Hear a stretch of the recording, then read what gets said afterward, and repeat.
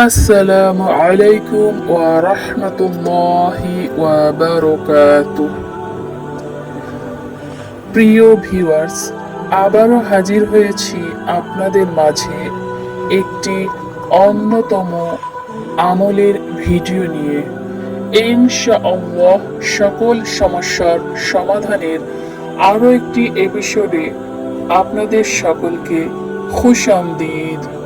আজকে এমন একটি আমল নিয়ে এসেছি যে আমলটা করলে আপনাদের চেহারা এমনভাবে সৌন্দর্য বৃদ্ধি পাবে যেটা দেখে মানুষ অবাক হয়ে যাবে। হ্যাঁ, আপনি ঠিকই শুনেছেন, আজকে সৌন্দর্য বৃদ্ধির আমল নিয়ে এসেছি। মানুষের মধ্যে একটি অভ্যাস আছে, সবাই চায় তার চেহারা যেন আরো সুন্দর হয়, তবে তারা এটা ভুলে যায় মহান আল্লাহ সুবহানাহু ওয়া তাআলা মানুষকে সর্বোত্তম আকৃতি দান করেছেন, সুন্দর চেহারা দিয়েছেন। পবিত্র কোরআনে এসেছে, আমি মানুষকে উৎকৃষ্ট অবয়বে সৃষ্টি করেছি। সূরা ৩-এর আয়াত নাম্বার ৪। এর পরেও মানুষ তাদের চেহারা আরো সুন্দর করতে নানা কার্যক্রম চালিয়ে যায়। বিভিন্ন বিদেশি ক্রিম থেকে শুরু করে নানা রকম আমল করে থাকে। এছাড়াও বর্তমানে কিছু কিছু ঘটনা এমনও ঘটছে, চেহারা সুন্দর করার জন্য অনেকে অপারেশনও করছেন। শরীর আল্লাহর দেওয়া একটি আমানত, তাতে পরিবর্তন ও পরিবর্ধনের অধিকার মানুষের নেই। তাই নিছক সৌন্দর্য বর্ধনের জন্য মানুষের চেহারা পরিবর্তন করা বৈধ নয়, তবে বিশেষ প্রয়োজনে চেহারায় সার্জারি করা জায়েজ আছে। আব্দুর রহমান বিন তুরফাহ রহমাতুল্লাহ আলাইহি বলেন, কিলাবের যুদ্ধের সময় তার দাদা আরফাজা বিন আসাদ রাদিয়াল্লাহু তাআলা আনহু এর নাক কাটা যায়। তিনি একটি রূপার নাক তৈরি করে নিলে তা থেকে দুর্গন্ধ আসতে শুরু করে। তখন তিনি রসুল সাল্লাল্লাহু আলাইহি সাল্লামকে এই কথাটি জানানোর পরে রসুল সাল্লাল্লাহু আলাইহি সাল্লামের নির্দেশে তিনি একটি সোনার নাক তৈরি করে নেন। সুনানে আবু দাউদ হাদিস নম্বর 4232। এই হাদিস থেকে বোঝা যায়, আগুনে পোড়া, অ্যাসিড দগ্ধ হওয়া কিংবা অ্যাক্সিডেন্টে চেহারা ক্ষতিগ্রস্ত হলে প্লাস্টিক সার্জারির মাধ্যমে স্বাভাবিক করার অবকাশ আছে। এবার আসুন আসল কথাটা বলি। আজকে আপনাদের জন্য চেহারা সুন্দর করার জন্য একটি দোয়া আমি শিখিয়ে দেব।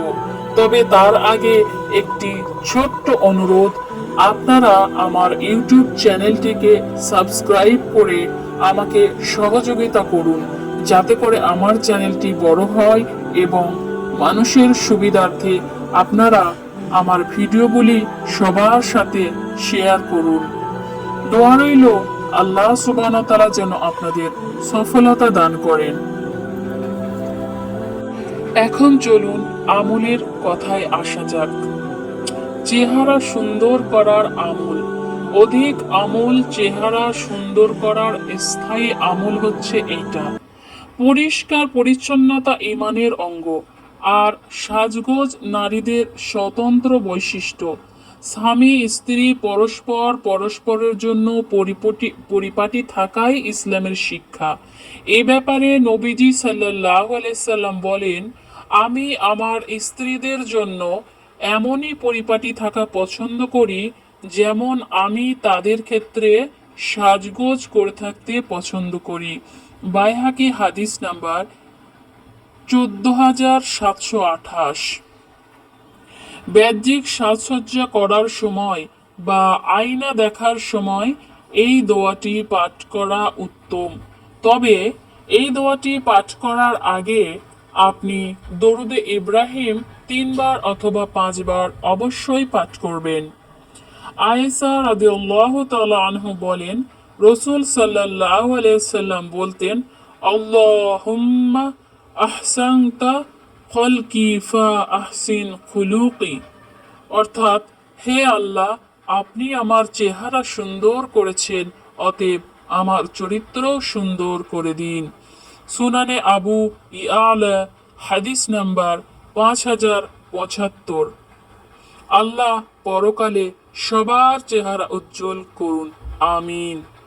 তো সম্মানিত ভিউয়ার্স, আপনি যদি এই আমলটি করতে চান, সর্বদা সত্য কথা বলবেন, 5 ওয়াক্ত সলাত আদায় করবেন, হালাল খাবার খাবেন, মা বাবার অবাধ্যতা করবেন না, সর্বপ্রকার নিজেকে হারাম ও নাজায়েজ কাজ থেকে বিরত রাখবেন এবং সর্বদা এই আমলটি করার চেষ্টা করবেন। এই দোয়াটি যদি পাঠ করেন, অবশ্যই আপনি 100% ফলাফল লাভ করবেন ইনশাআল্লাহ। আল্লাহ আপনাকে সহিভাবে আমল করার তৌফিক দান করুন। ভিডিওটি যদি ভালো লাগে অবশ্যই একটি লাইক কমেন্ট করবেন এবং এই ভিডিওটি সকল বোনেদের সাথে শেয়ার করবেন।